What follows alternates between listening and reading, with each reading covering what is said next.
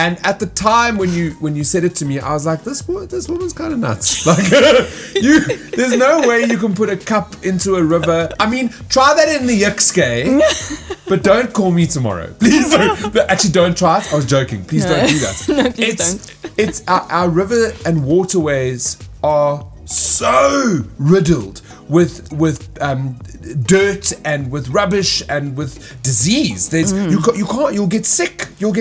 And the reality is that first time you told me that, and sometimes when I get up on stage and I repeat it, it makes sense to me. We should be able to drink from a river.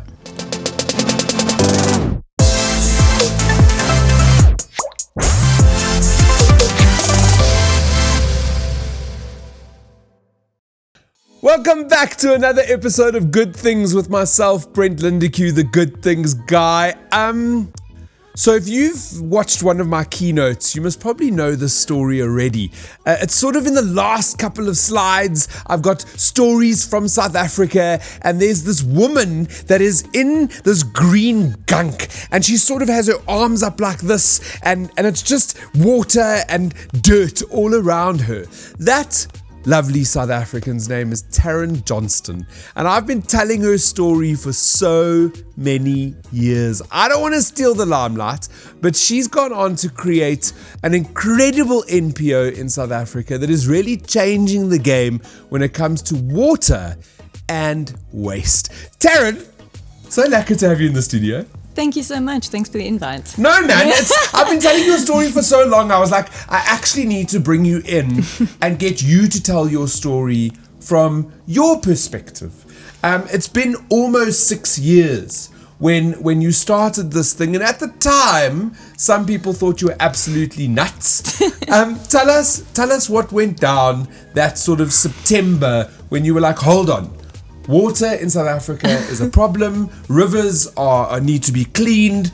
I'm going to be the lady to do it. How did that all start?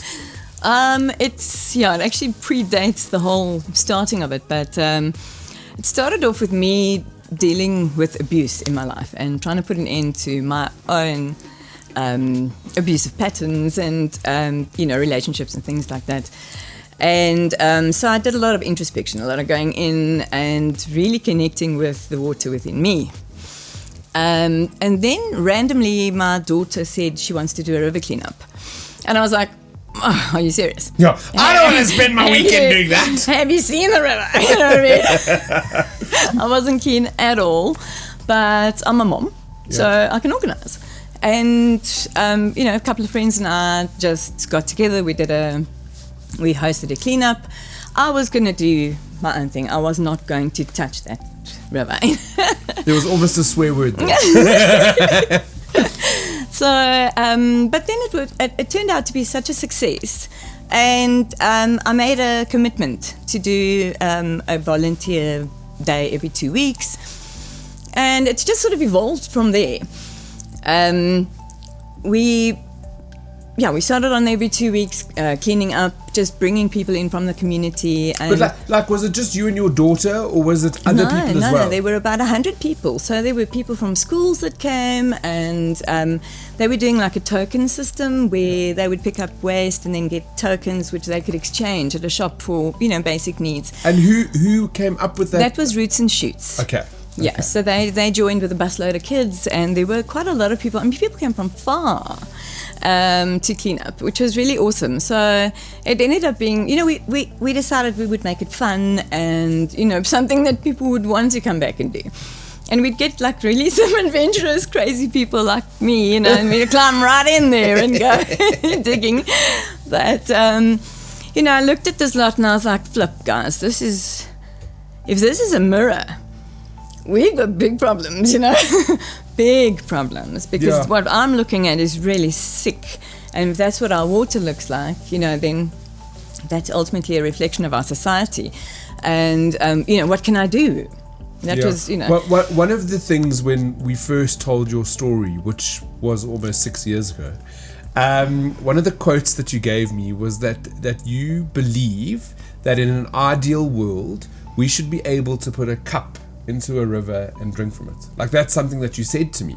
And at the time when you said it to me, I was like, this woman's kind of nuts. Like, there's no way you can put a cup into a river. I mean, try that in the Yikske, but don't call me tomorrow. Please don't. Actually, don't try it. I was joking. Please don't do that. No, please don't. It's our river and waterways are so riddled with dirt and with rubbish and with disease. You'll get sick.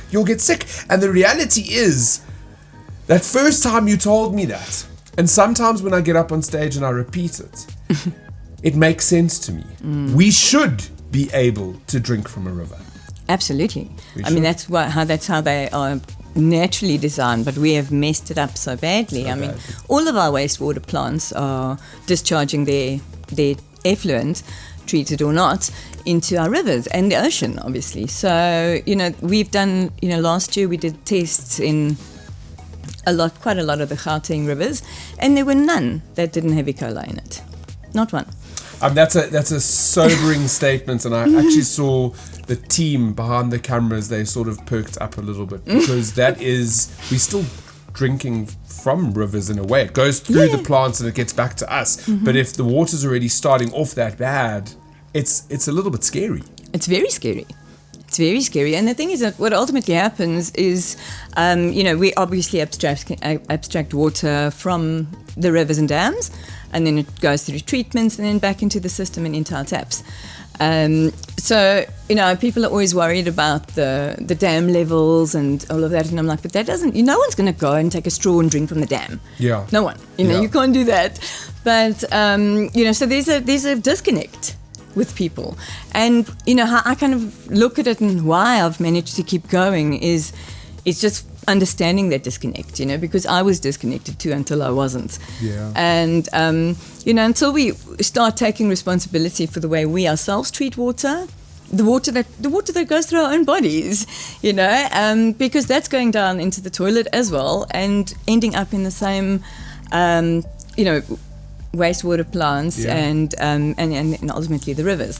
But the consumer, the end consumer, is the one who pays the price, because the treatment costs are going to go up, and at the end of the day... We see it already. Living in Johannesburg, there was news that came out, and our shows are not prescriptive to time. So, but it was recently that news came out that our electricity and water costs are going to go up in Johannesburg. And that's scary, because we're already faced with so much inflation, so many costs that are going up. It's hard. It's really tough that to think that a life force that, I don't want to say, is it a right? It should be a right. Water should be a right. It's a right to get to water, clean water, drinkable water, potable water. To know that you're paying exorbitant amounts for that is really not a good news story. But I brought you in because you are a good news story. So I mean, your story over the years has been featured in mainstream media. You've gone on to remove millions of kilograms of trash out the rivers, mostly the Hennops sort of river system. But you've also set your eyes on other things when it comes to water, when it comes to creating change. And I'm not sure, are we allowed to speak about some of the other projects? Are we? We can touch on it. I won't tell you my secrets though. So at one point, and we never, I never dug deeper because it was an idea at the time. But you were chatting about getting stuck into Hartbeespoort Dam as well, because you believe that there is a way that we can fix that, right? Well, yes, there is, but it doesn't start at Hartbeespoort Dam. It starts upstream. Okay. And so I have got ways, and I actually said this to the Deputy Minister. I said, I'm no longer going to attend any presentations of any plans. There are enough plans. They clearly don't work. I said, I'm going to show you the way. And because I'm cheeky like that. No, but also, so the people that are crazy enough to say things like that are the ones that start to create change and really make the world a better place. And again, I'm gonna bang on this. I've watched your journey for 6 years. You are creating real change. You are doing good things. So if the plans are not working, if we keep sitting around and talking about the plan and something else needs to be done and there's someone that's going to do it, I know it's going to be you. Well, the nice part about the way that I've worked out, it actually costs everybody less. So it will reduce the hydraulic loads on the plants, so it will reduce the maintenance cost, it will reduce those drastic budgets that they need to expand on all the wastewater treatment plants. And, at the end of the day, everybody wins and everybody saves, because that's how we roll. So you're telling us that there is hope.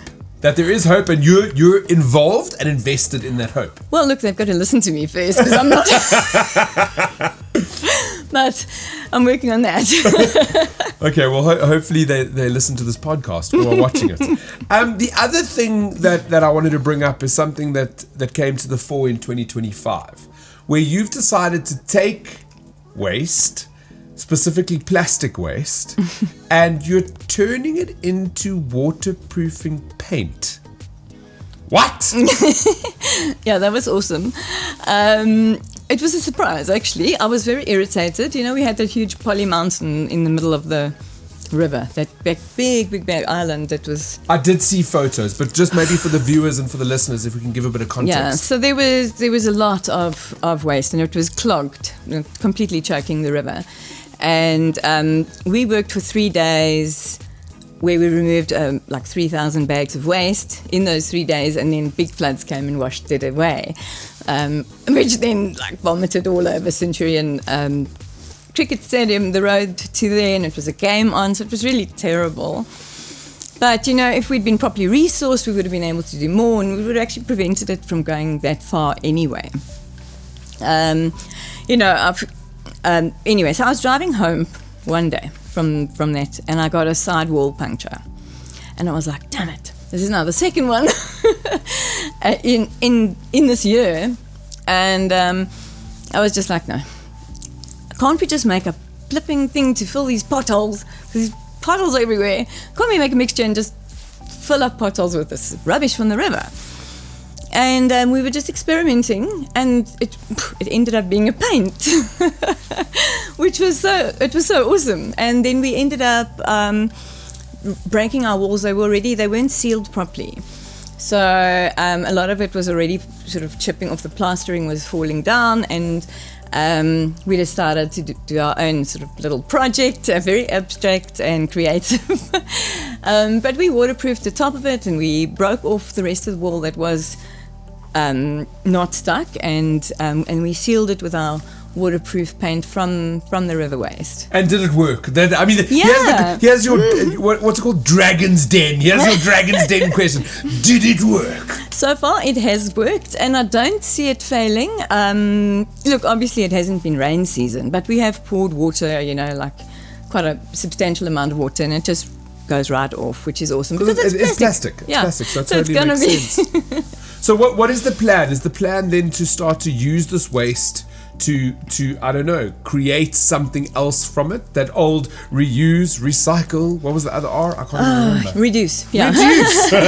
Yeah, the one thing that no one's listening to. Now I'm so embarrassed.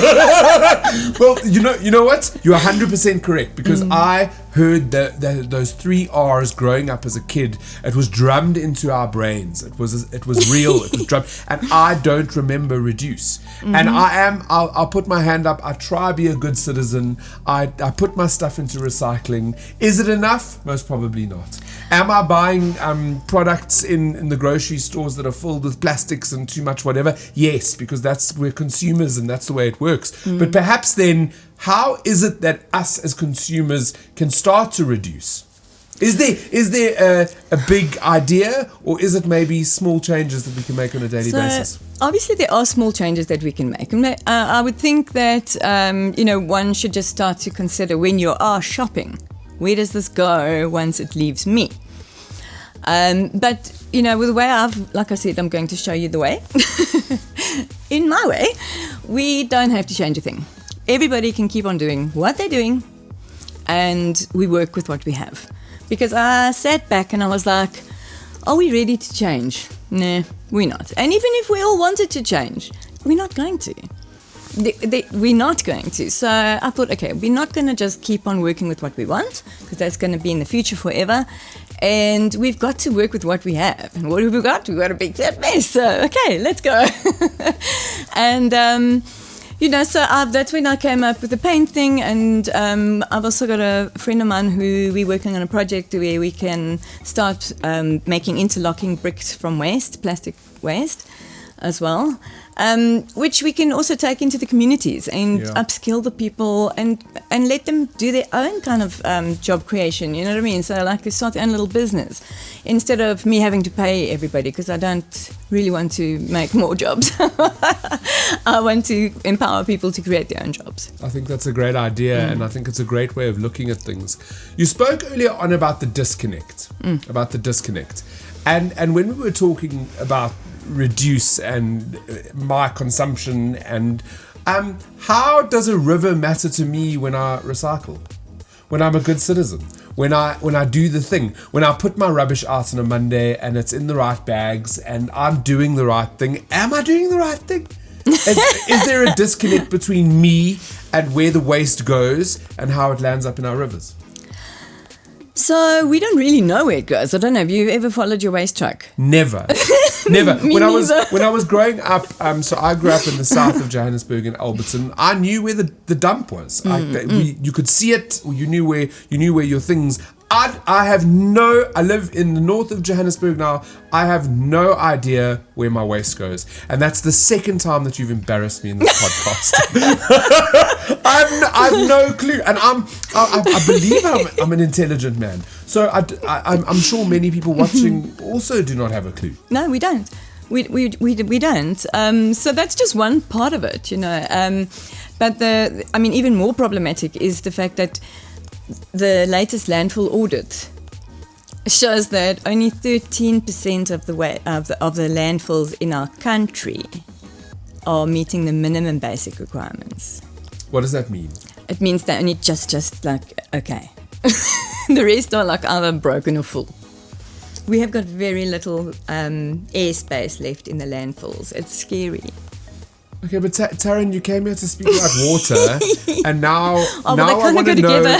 Now, even Taylor's sitting in the back there, and her mouth is open. For those that don't know, Taylor's my assistant. She's the choreographer of Good Things, and she sort of produces me.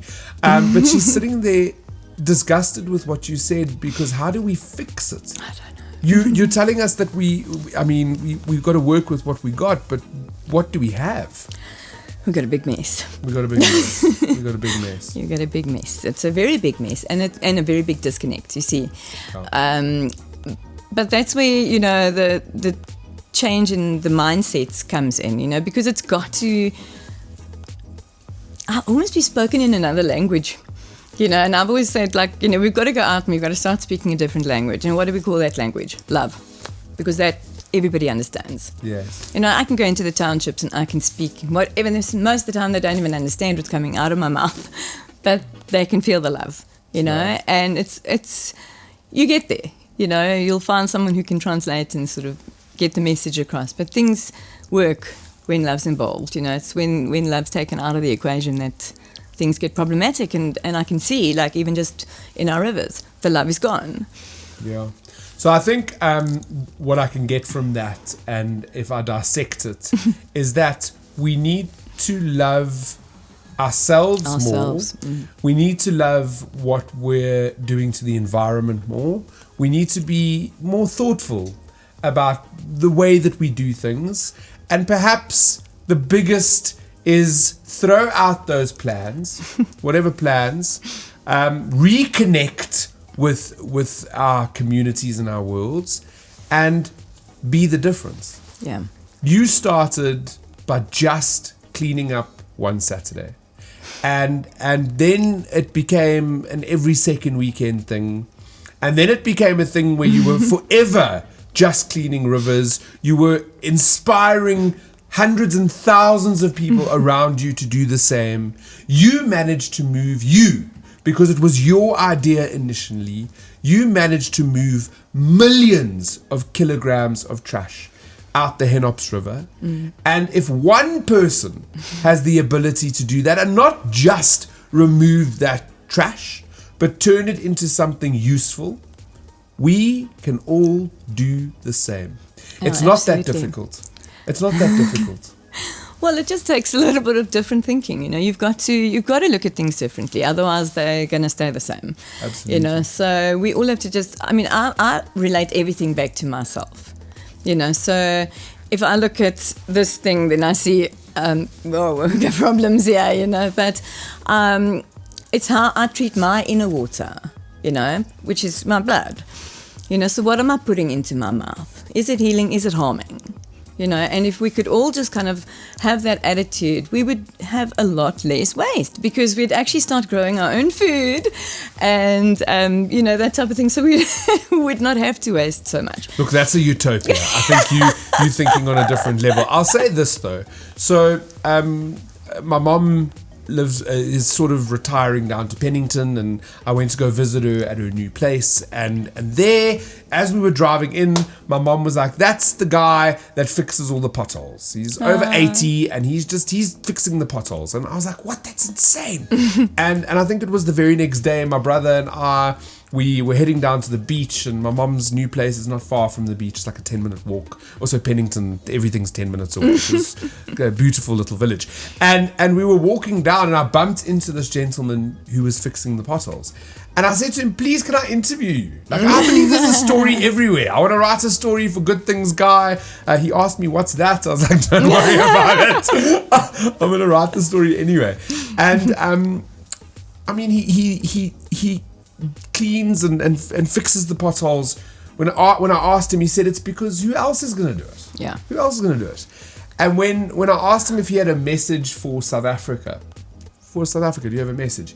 He said everybody just needs to clean their driveway. Yeah, your stormwater Everybody just needs to clean their little part of the world. Mm-hmm. And then once your part of the world is clean, maybe then you can help the next part of the world to be clean. And I think you're doing that. And I think that's the mindset that you have. And if we can, I don't know, if there's someone really intelligent listening now that can give us some advice on how we go ahead and sort of be better citizens to help our landfills, I would love to get more information on that. I'll bring you onto the show. But just for us as consumers, it's to just clean up around us, make sure we know what we're doing with our own stuff that we consume, and perhaps get more information about how we make a bigger difference. Yeah, also not just your little area around you. We must remember that all the street littering, all that street litter goes into your stormwater drains, and that ends up in your rivers too. As soon as there's wind, rain, or anything, that's what, and that's where our rivers start actually getting polluted, even where it appears to be relatively clean. Everybody likes to blame upstream, but we also upstream, we're all upstream from the ocean. Tarryn, the water queen, it's been so great sitting down with you. I can't wait to see what you do next, because I know it's going to be something really spectacular, and we'll keep you up to date as to what Tarryn does. If people want to follow you, if they want to, I don't know, if they want to come join a clean, or maybe just get involved with your paint, where do they find you? I think the best place would be to go directly to the Hennops Revival website. It's Hennops, HENNOPS revival.co.za, and the contact details are on there. Otherwise, on social media, Facebook, LinkedIn, Instagram. Absolutely, and you should go follow her, because you post incredibly interesting things when you're trying out all sorts of new things to save our world, to reuse, recycle, and reduce. And reduce. What a great show. Thank you for tuning in again. Please like, subscribe, comment, share, do all those things if you want to. I'm not forcing you. As I say every week, wishing you only good things. Okay. Love you. Bye.